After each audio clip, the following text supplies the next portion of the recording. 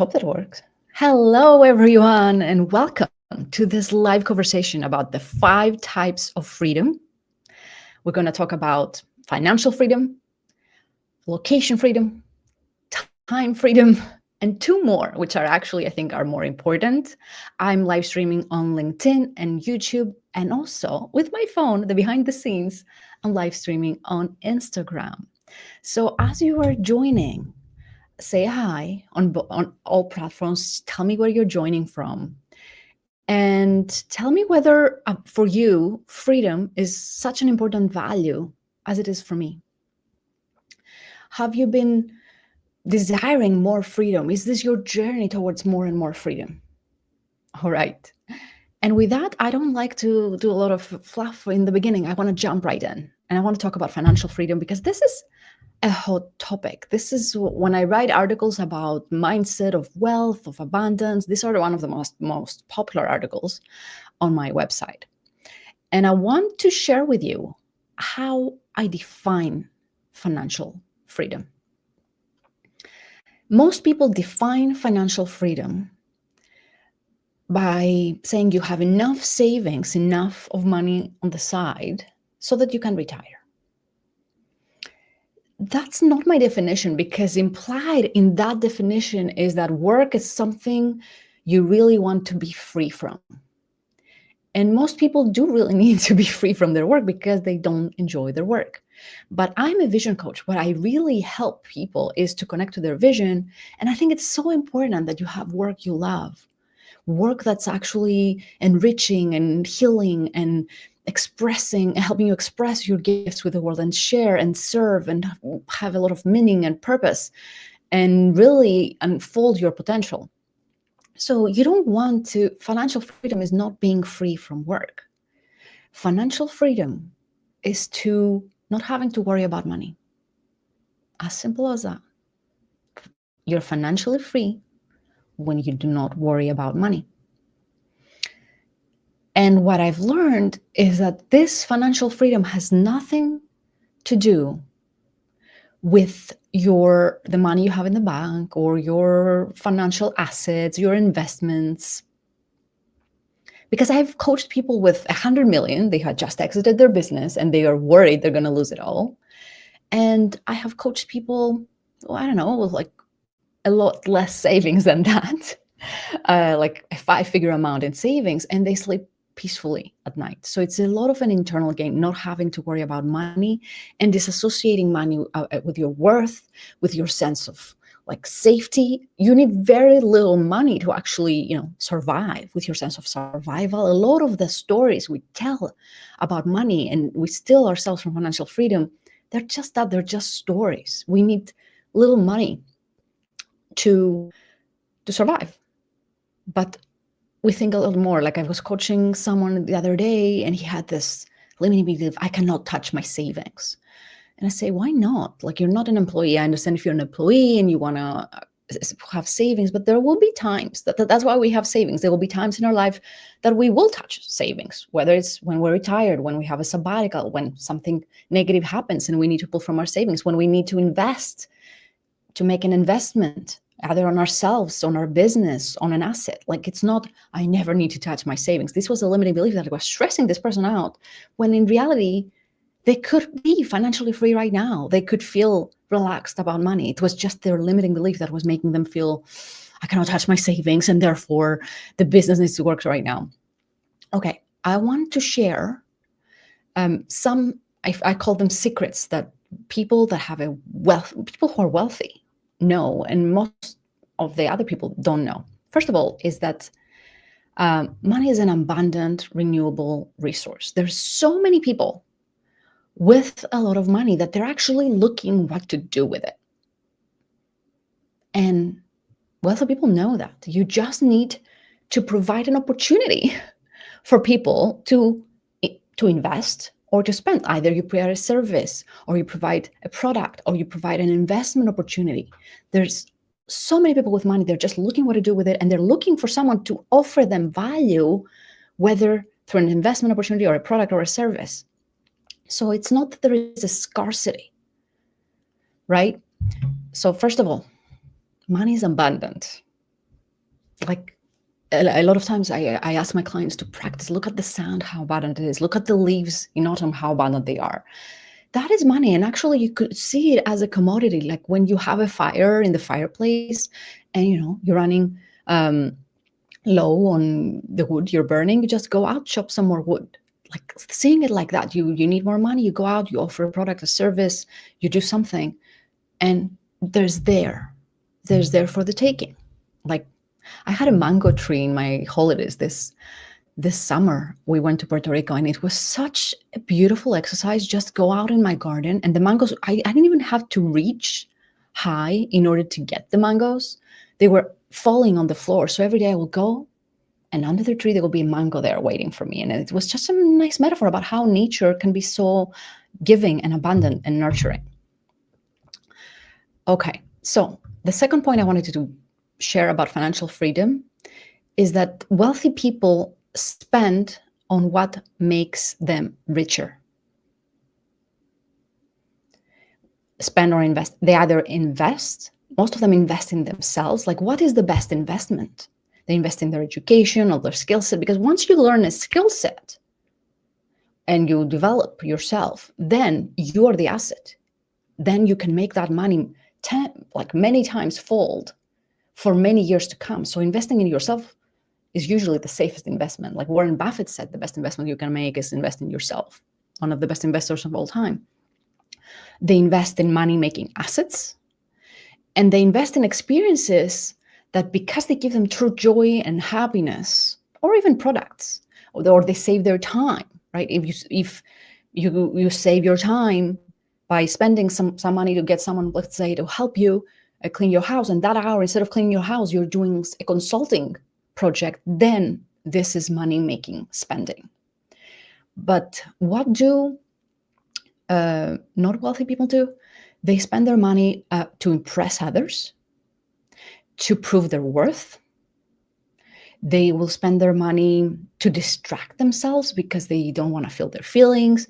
So how do you spend your money? If you want financial freedom, it's important to spend your money in things that will make you richer. And it can be fun activities, because this can make you richer as well. Because if you go, let's say, on a nice holiday, you're inspired, you come back, you get a lot of more ideas, you're refreshed, you do better work, you're more productive, you might get a raise in your job, you bring a new idea to your business.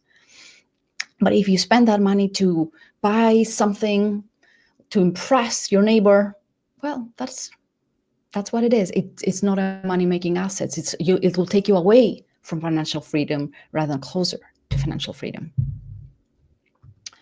The third point I wanted to make, and I don't remember, I heard it from a Japanese author, I don't remember their name. If you know, you can comment. It is only make happy money. And what is happy money? Happy money is money you make by doing job you love or work you love. So you are happy when you're making the money. And also, happy money is money that the person who gives you the money, they're happy to give you the money too. And how do we make the people who give us the money be happy to give us the money? We deliver value, whether that's an investment or our work or our service. Make happy money. You are happy when you make the money. The person who gives you the money, they're happy to give you the money. That's one of the most revolutionary secrets. And once you do that, more money comes and it's happy. And then the final point I want to make about financial freedom, I have two more points, is the marketplace does not care how hard you work. They don't care. The marketplace cares about the value you provide. And this value is dependent on a few things. How scarce is what you have to offer, how unique it is. If you're offering something that everyone else can offer, because of the powers of supply and demand, your price will go down. So the more unique you can make your work, the more it will be valued in the marketplace. The more people it affects and helps improve their life, the more money you'll make, because that's more value perceived in the marketplace. So either, and also the bigger problems you solve, the more money you will make. So let's take some examples. Why do footballers make like good footballers, or Taylor Swift makes so much money? Because there's a huge amount of people. They may solve a small problem, which is entertainment, but they solve it for millions of people, and it's quite unique, right? You can, if you only Taylor Swift can do a Taylor Swift concert, right, in that caliber. While you have other professions that solve a bigger problem, and in my opinion, they would worth a lot more money, like being a teacher. But they don't make a lot of money because there's no scarcity. There's many people who can be teachers. There's not a lot of scale. So it's how it works. So once you understand that it's not about even your personal worth, the value of your work, the worth of your work. You might be doing wonderful work, but you need to understand the market dynamics. So the more unique your work is, the more people it impacts, the bigger problems it solves, the more it will be valued in the marketplace, because that's how the marketplace works right now. Maybe now with AI, we will all get like a salary from the government, and all this will change and there will not be any marketplace dynamics. But for now, these are the marketplace dynamics. And finally, for financial freedom, I said you don't need to work hard for your money necessarily. You need to, because the market doesn't care how hard you work. You could work for an hour, but then if you, like Taylor Swift, can do a 2-hour concert, but if she has thousands and thousands and hundred thousands of people, then she will make millions from these 2 hours of work. But obviously it's not 2 hours of work, it's all her experience before. But anyway, you get my point. You might not need to work hard for your money, but to get financial freedom, it will be a lot easier if you make your money work hard for you, which means investing your money. Like, start investing as soon as you are able to start investing, not gambling. I'm not saying guess what stock is going to do well unless you're really an expert trader. It's a very hard game to play. But invest in the way that, you're more familiar. I'm not an investment expert. I'm not going to talk about investment advice here. What I'm going to talk is that the people who are wealthy are owners and investors. You may make some money in the beginning as an employee, but the really wealthy people are always owners and investors. And it could be like you become such a valuable employee and you ask your boss for a stake in the company or for commissions on the sales, but a stake in the company will make you owner, right? Shares in the company, then you become an owner. Like I remember I was working at Google and they were saying that the massage therapist got some Google stocks, and the massage therapist they had in the office in the beginning became a millionaire, So this is with financial freedom. Let me know if you have any questions. Let me check my Instagram, folks. Do you have any questions? I don't see any questions, so I will move on to the second type of freedom, which is time freedom. What's time freedom?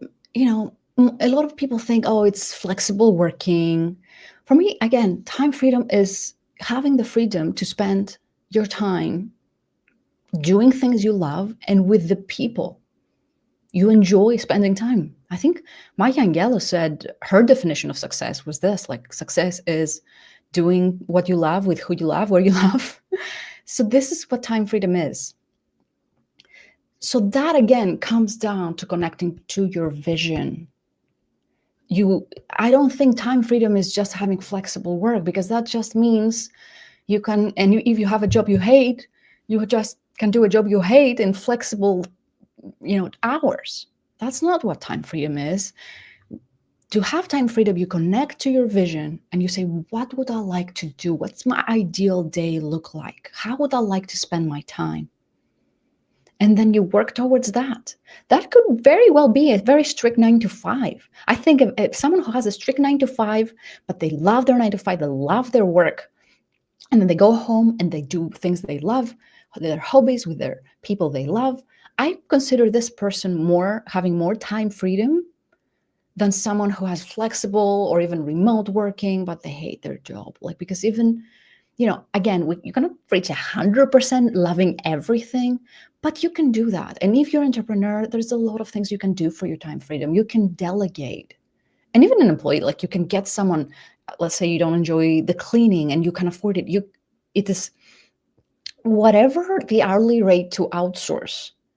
is lower than your hourly rate is, let's say you're a yoga teacher, you make, let's say, increase 30 euros an hour.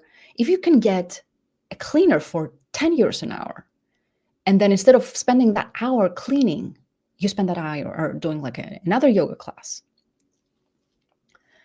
then it makes sense. Then it's time freedom, because you do something that not only brings you more money, but you love doing it more. So outsourcing, deleting a lot of tasks. Like us entrepreneurs, we're so overcomplicated things. I was doing that. I was creating so many products because I'm creative that I was creating a lot of extra work in my business instead of focusing on fewer products and really trying to scale them. That offered me more time freedom. Moving from one to many might bring you some time freedom. It did for me. Like I used to have hundreds of one-to-one coaching hours a year, especially like I was partnering with INSEAD Business Schools. I was coaching like 150 or 200 alumni per year. And then I said, you know what? I don't want to have that many meetings. Can we do a program where I coach 100 people together in a cohort on their vision? And all of a sudden, it's great. I'm coaching more people, having fewer meetings. They have community. That was a solution that created time freedom, actually more financial freedom because I am selling my IP, and impacted more people. So being creative, how can I have more time freedom? I've written a book that's called Hold Successful Meetings. And most of the book is about how not to have that many meetings, having fewer and successful ones, because I was not liking being in meetings back to back all the time, especially in my corporate career and even in the beginning of my entrepreneurship career. So how can you have more time freedom? What can you outsource? What can you delete? What can you automate? How can you find work you love so when you do work, it doesn't feel like work? I think it was Simon Sinek that said, when you do work you don't love, it feels like stress. You call it stress, but when you do work you love, you call it passion. So time freedom is more around connecting to your vision, actually, getting clear, and then on your strategy, and really spending time where you want to spend it. Also, something else I wanted to share here is saying no to projects that you do not feel like doing, not immediately, maybe not immediately. Usually, when I realize I don't want to continue doing this type of project, I start slowly raising my rates for this, because maybe you're not able to afford immediately to say no to a project. But the more you can, time freedom is also saying no to a friend who you don't feel like seeing, and he wants or she wants a coffee. Setting boundaries, saying no, can also give you time freedom. All right. Any questions on time freedom? Let me check my Instagram peeps. Yes. All right. Let's talk about location freedom, which is very similar what I have to say to time freedom. Being remote, doing a job you hate, you don't have freedom at all. Again, you need to connect to your vision, do work you love. When I coach clients, for years I've been doing career coaching, and they're looking for a new job or they're looking for a move, we start with the location. I have found location to be so important because your environment creates you. So it is really important to think, where do I want to live? What's the conducive environment that will help me not only professionally is important, but also with my health, with my relationships, with the environment I want to have around, the lifestyle I want to live. So I invite you to first choose the location and then find the job or see if what you can do. I have lived in 3 different countries in the 3 last years. I was in London for many, many years, and then I moved to Costa Rica for a year, and now in Greece for the last year. And to achieve location freedom in my business, it required some sacrifices. I had to close a part of my business, which was doing team coaching of sites, for example. That's why really connecting to what would really help you and make you come alive, it's important, because it might require some sacrifices. For me, team coaching was the most lucrative part of my business. But when I wanted to move to Costa Rica for a sabbatical, time freedom and location freedom, I connected to myself and I said, initially I was thinking maybe I will travel back to do the team coaching and the offsites. I bounced ideas because I had to let go of my clients and my client contracts. But then I connected and I decided, you know what, I'll take the financial heat because I need this freedom. All right. So these are the typical 3 freedoms that most people are pursuing. And most people, what they do, especially for the financial freedom, is they will give away their freedom, which is they will do unaligned work. They will hang out with unaligned people, or collaborate with unaligned people. They will do unaligned projects. They will have unaligned clients because they say, I'll do that now so that in the future I have the freedom. In the future, I have the money and the time and the location independence. But that doesn't work. Doing that is like saying, I will achieve peace and quiet by doing more noise. It's as absurd as that. You don't get more freedom by giving away your freedom. You don't get more freedom by doing unaligned work. You just get used to suppress your feelings. You will get burned out. You will have failure. If you don't love your work, sooner or later, it will catch up with you. So don't give away your freedom in order to have more freedom in the future. Future is not guaranteed. We only have now. We don't even know what happens in the future. So I want you, rather than saying, oh, I want to work for financial freedom and I want to have those amount of savings, I want you to think now, how can I be freer now? How can I release a lot of the financial worry that's unnecessary? And that's a lot of mindset work. How can I do projects that bring me alive and say no to other projects? And then, of course, there's nothing wrong negotiating flexible working hours, remote arrangements. As long as you're clear, you can work towards that. But what you're doing, how you spend your life gifts, needs to be aligned first. So many people will say, oh, I'll take this that I don't like just because it's remote. And I know sometimes we have to, like if you have babies or dogs at home, this is a top priority. But at least be clear what you want, and you may need to compromise in the meantime. Compromise without resistance. Accept that this is what I'm doing now, but being clear where I'm moving towards. All right. Now I want to talk about the real freedom, because what I talked until now, I don't consider to be the real freedom.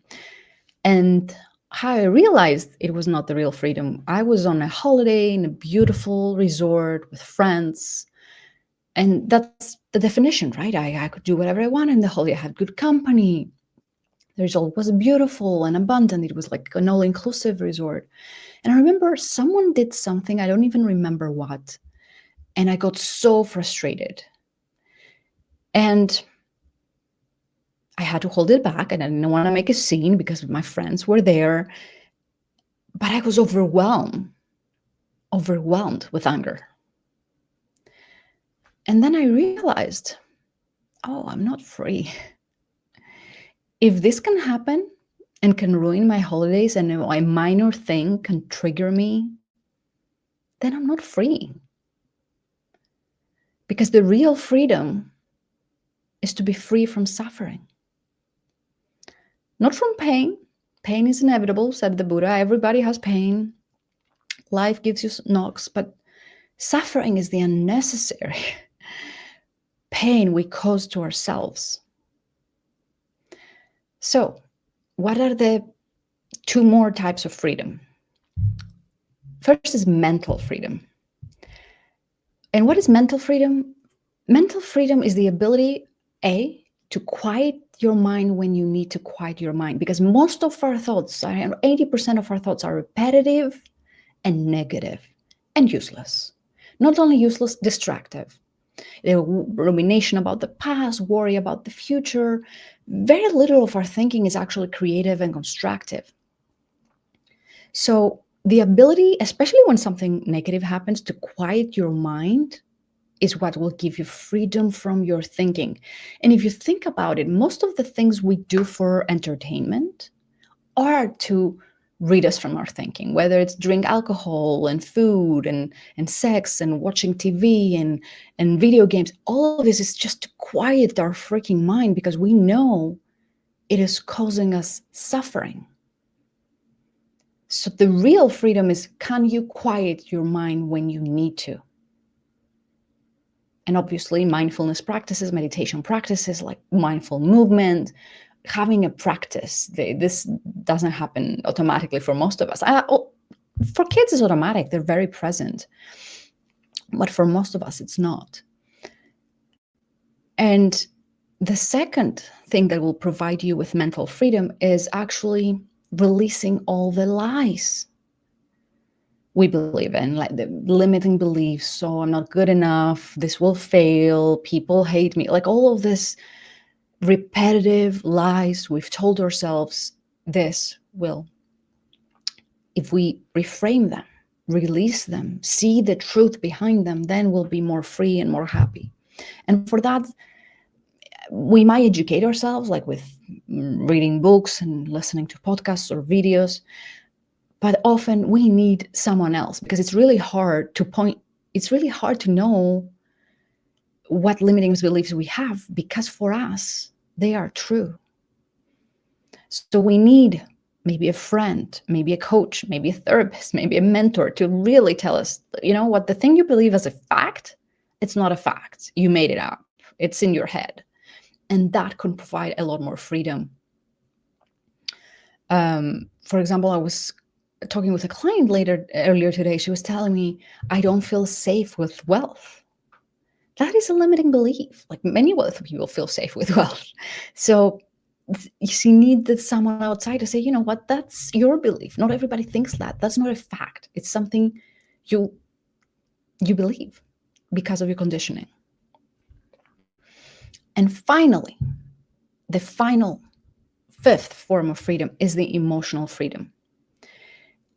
And by emotional freedom, I don't mean you don't feel. Quite the opposite. But you want to feel what's coming up right here, right now.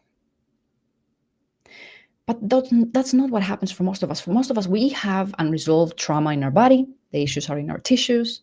And we have suppressed feelings because we couldn't feel them when the original cause or trigger happened. So they are trying to heal, so they will come out in random minor trigger events. And that is a problem, A, because it can ruin a very nice night in your holiday like it happens to me. But also because you're afraid of poking those feelings you have suppressed, you will maybe consciously, maybe subconsciously shrink your life. And what I mean by that, let's say you had a negative experience as a student in school, you stood up to tell the homework and everybody laughed at you. And it was an overwhelming feeling. You stuffed it down. You couldn't process it in the moment. Obviously, you were trying to play it cool for your friends. It got stuffed down. And let's say you developed this fear of public speaking now. Unless you deal with that initial feeling of, oh, what's the worst that can happen? I will feel that. I will feel exposed and I can handle it better now because I'm not 8. Unless you deal with that and feel the feeling and release it, then you will not be free because you'll be afraid of your feelings. You'll be afraid of feeling disappointment. You'll be afraid of failure. You'll be afraid of rejection. And then you will shrink your life. You won't go. You won't express yourself. You won't ship your art. You won't say, let's go out to that friend or to that beautiful person. So how do we achieve emotional freedom? By actually doing the work. It's mostly somatic work because the emotions live in our bodies. Breathing, moving, massages like the issues are in your tissues. And then when it comes up, expressing it through maybe writing, through crying, through movement, through singing. It's a beautiful expression. Most of the traditions have singing.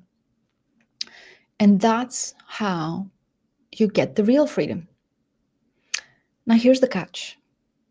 In my life, I wasn't able to achieve the financial, time, and location freedom I wanted before I started to do real work on mental and emotional freedom. because in order not to worry about money, I needed to release all the limiting beliefs I had around money. In order to close a lucrative product so that I can have location freedom, again, I needed to release a lot of limiting beliefs, a lot of emotions.